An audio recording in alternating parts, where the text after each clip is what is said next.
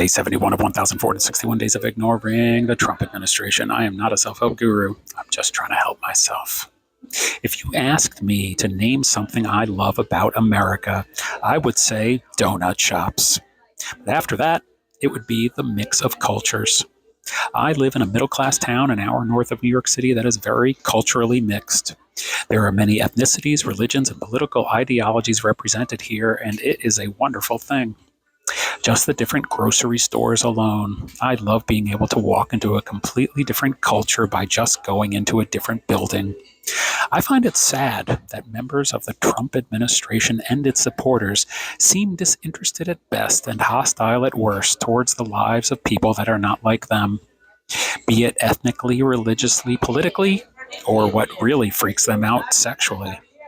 The leader of the Trump administration and his loyalists are missing out on so much of what is already great about America in their misguided attempt to make it great again. They seem to want us to believe that people have no interest in embracing our differences and how that embrace can change our lives in positive ways. I hope I will never understand what it is like to be so uncurious about what makes our differences different and our similarities similar. I had a fun exchange at the P yesterday that put this in perspective and made me happy. A casual interaction with a group of three sitting at the table next to me led to one of the gentlemen, who I know from previously overheard conversations is a fan of the leader of the Trump administration, asking me if I had fasted for Lent. His tone was light and so was mine.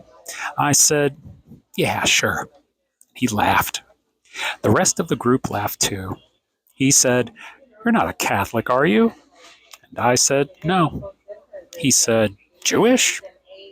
I said, "Maybe." He said, "Muslim?" I shrugged, "Maybe." He said, "Assalamu alaikum." And I replied, "Assalamualaikum salam." I didn't do the best job at pronouncing that, but we laughed some more anyway. They left shortly after that, but not before introducing themselves. The woman in the group even told me that her car is named Josh. I love that in America we can have interactions like this with people that our so-called leaders think or feel cannot happen. We prove them wrong when we pay attention to the table next to us and ignore the Trump administration.